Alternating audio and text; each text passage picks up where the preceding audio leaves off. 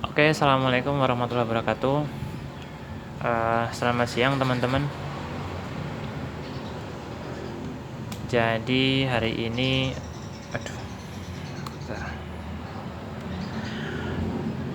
hari ini kita nggak mau bikin apa-apa, nggak mau bongkar apa-apa juga. Terus kita cuman sekilas ngobrol-ngobrol aja teman-teman. Nah, jadi kita mau ngobrol apa hari ini?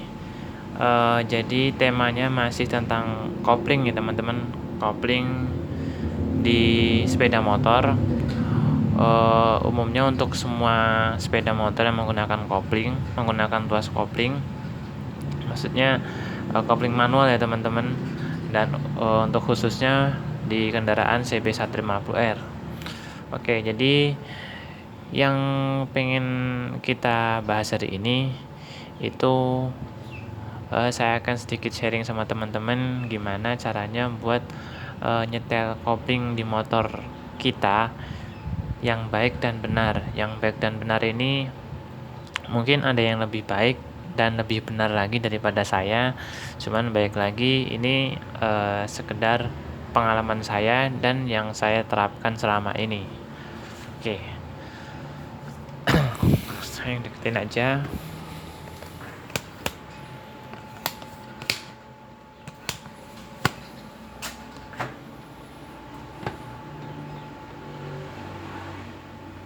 Seperti ini mungkin lebih dekat ya teman-teman. Nah,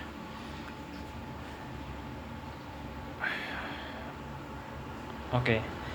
Jadi kalau di kopling motor manual, di motor kopling manual itu kan biasanya menggunakan kelas kopling ya teman-teman. Nah, jadi gimana sih buat nyetel kopling itu supaya pas, bener, terus enak dipakai itu gimana gitu.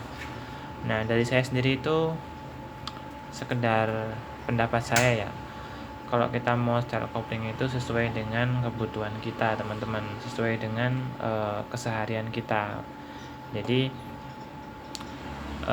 misalkan teman-teman itu buat kesehariannya itu medannya itu macet, atau buat yang kesehariannya itu buat jarak jauh. Nah, itu kalau saya pribadi sih menyarankan beda settingan koplingnya. Kalau teman-teman di suasana yang sering macet, itu saya sih merekomendasikan teman-teman setel koplingnya itu jangan setelan deket banget ya teman-teman. Kalau deket banget itu nanti pegel, jatuhnya kita megang kopling terus jangan terlalu jauh juga. Kalau terlalu jauh kita nantinya agak jauh nih. Cuman sebenarnya kalau agak jauh malah enak, kita nggak terlalu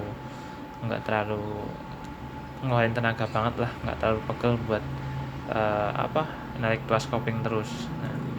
Nah kalau teman-teman yang medannya itu perjalanan jauh terus nggak terlalu macet, teman-teman lebih enak buat setelan yang jauh teman-teman. Nah, nanti akan lebih santai, akan lebih nyaman lah itu kalau pengalaman saya. Nah, terus gimana caranya nyetel kopling itu? Ada hal-hal yang perlu diperhatikan apa enggak? Ada teman-teman. Nih, kalau saya kan sekarang settingannya segini.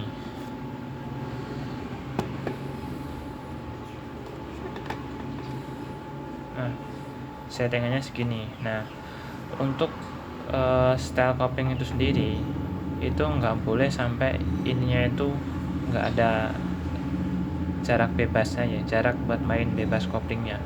Jadi di sini itu harus ada buat main bebasnya teman-teman, jangan sampai mentok terlalu ke sono. Nanti kalau terlalu mentok ke depan itu di koplingnya itu udah neken duluan, jadi kita belum tarik aja dia udah neken duluan gitu. Terus nanti kalau dipakai jaya itu nggak enak. Di samping itu nanti untuk kampas koplingnya itu akan cepet aus ya teman-teman. Nah, jadi di sini harus perlu diperhatikan ada jarak main bebasnya di sini. Dan juga kalau misalkan teman-teman mau di setting deket, jangan terlalu deket juga. Itu juga bakalan boros buat kampas kopling juga teman-teman. Jadi kalau teman-teman mau setting kopling, yang penting depannya ini masih ada space-nya dan jangan terlalu dekat teman-teman. Nah, ini kalau punya saya ini segini udah kena nih, segini udah kena. Nah, jadi enak nih mainnya. Nah, tuh. Terus kalau buat nyetingnya itu di sini ada 2 mur penyetel ya teman-teman. Nah, untuk nyetel tuasnya itu yang belakang ini, teman-teman bisa putar yang belakang ini. Nah, kita cuman butuh tang ya teman-teman.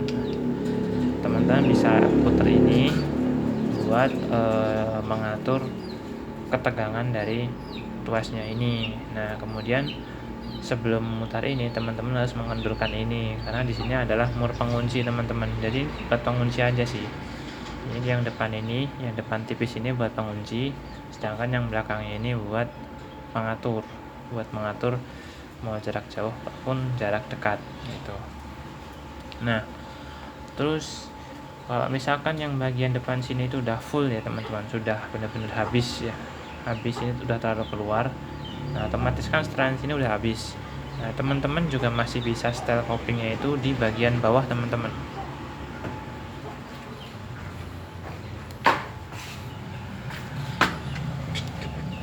Oke, sekarang kita pergi ke bagian sebelah kanan ya, blok sebelah kanan. Nah, ini kan koplingnya, ini kabel koplingnya. Nah, di sini itu masih ada ini masih ada penyetel ya teman-teman. Nah, kalau di CB ini menggunakan mur 14 ya teman-teman, menggunakan mur 14. Nah, ini dikendorin, nanti ini bisa diputar. Nah, kalau misalkan mau agak tegang, mau agak jauh, ininya dinaikin, jadi putarnya ke kanan, kiri ke kiri. Kalau misalkan mau deketin, ini ke kiri muternya, ke kanan, iya ke kiri bener. Nah, ini jadi pokoknya intinya kalau di atasnya udah habis setelannya, teman-teman bisa pergi ke sini, di sini masih bisa di setel lagi teman-teman. Nah, seperti itu.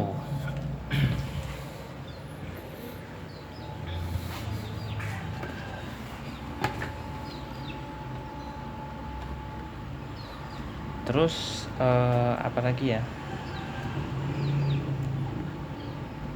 Pokoknya poin pertamanya di sini harus ada main bebasnya seperti ini ya teman-teman, nggak boleh terlalu mentok ke depan.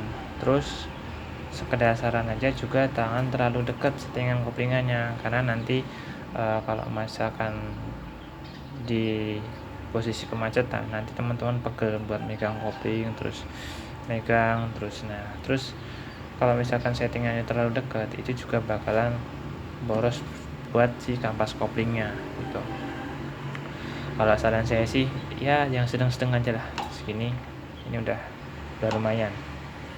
Nah, biasanya kalau masih menggunakan pair kopling bawaannya itu masih enteng ya teman-teman, jadi mau di setel jauh juga pun dia nggak akan terasa berat. Nah, kalau di sini punya saya agak sedikit berat karena saya udah ganti menggunakan pair koplingnya Tiger ya teman-teman.